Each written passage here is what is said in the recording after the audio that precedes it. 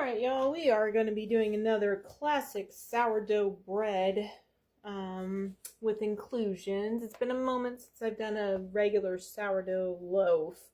I know I've done a couple of the no need discard ones, but let's get back to the basics. It's been a minute. So we're starting with 475 grams of flour. This is bread flour. 10 grams of salt is in there. We have 325 grams of water. And then my starter is nice and bubbly and ready to go. We're going to be using 100 grams of that. So let's start getting her all mixed together. I'm going to start by adding my starter to the water so I can mix it. I'm going to zero that out here. And we are going to just add 100 grams of my active starter to the water. Ooh, look at her floating. That's my Archie. Archie's doing good, guys.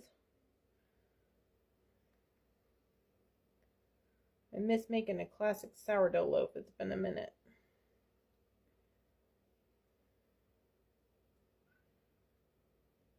Slightly over, but not bad. It's doable. Alright, so I'm going to get that mixed together here. It's kind of a small bowl for that, so I don't know how well that's going to work, but we just want to get that mixed together.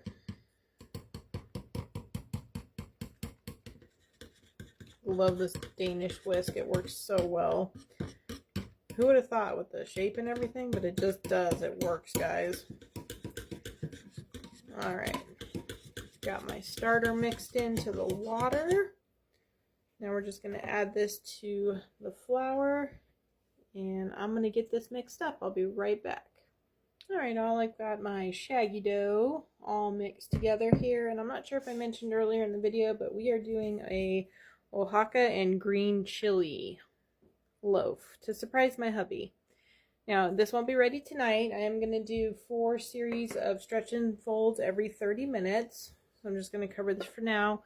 I'm going to let it bulk ferment on the counter for a couple of hours. I'll add in my inclusions, and then we'll probably cold ferment until tomorrow afternoon at some point, because it's almost like 11 o'clock at night. So that way we can have it tomorrow. But I'm excited. I hope he's going to like it, because this is a great flavor combination, so I'm super excited about it. But yeah, let's go ahead and get the timer started, and I'm going to do 4 series of stretch and folds every 30 minutes. Alright, we are going in with our stretch and folds here. Again, I'll be doing 4 sessions of stretch and folds every 30 minutes. So we're just going to do this a few times until she's ready to go, and I will see everybody back for inclusion time and getting her ready for bulk fermentation. Alright, we're back. We've got the bulk fermentation done on this loaf. Didn't rise quite as much as I thought it would, but enough. Get this turned out onto a floured surface so we can add our inclusions. Came out pretty clean. Happy with that. So I'm going to get this floured up a little bit here and then turned out for lamination. Alright, now it's time to go ahead and add some of our inclusions. We're going to be starting with the green chilies.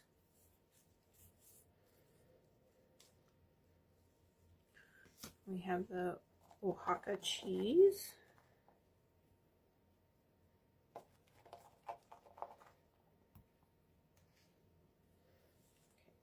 Okay, roll this over, add another layer of inclusions. Should have just enough green chili for this. Probably a little bit more cheese than I needed, but that's okay. Let's see if I can add more in there.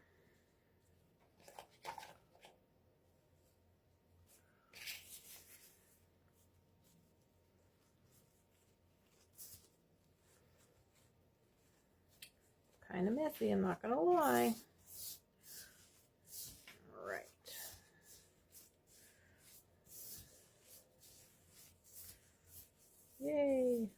Okay. All right. We're going to take our banneton and we're going to try cold fermenting this time. I haven't tried it yet. So, got my banneton here. Flip it over seam side on the top. Make sure everything's closed up.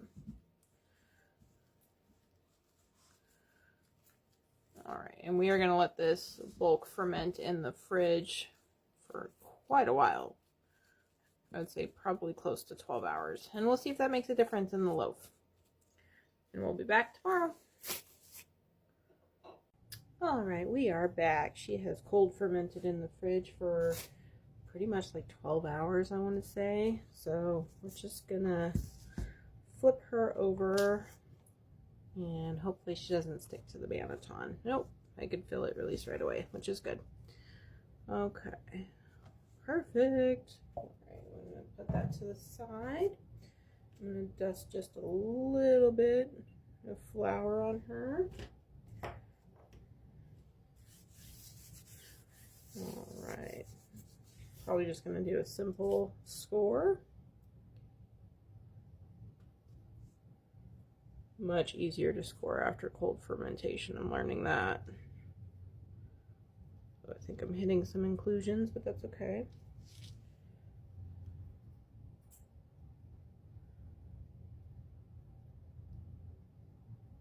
There we go. All right.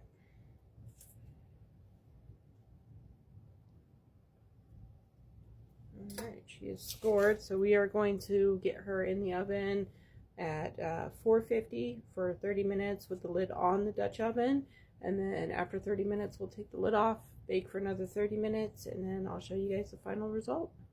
All right, we are back. Look at this gorgeous loaf. This is the green chili and Oaxaca loaf. Some quick observations about it. It doesn't seem to have risen as much as I thought it would. And I don't know if that's because of the cold proofing or what. I've had success with other sourdough loaves coming out just fine without using the cold proof method.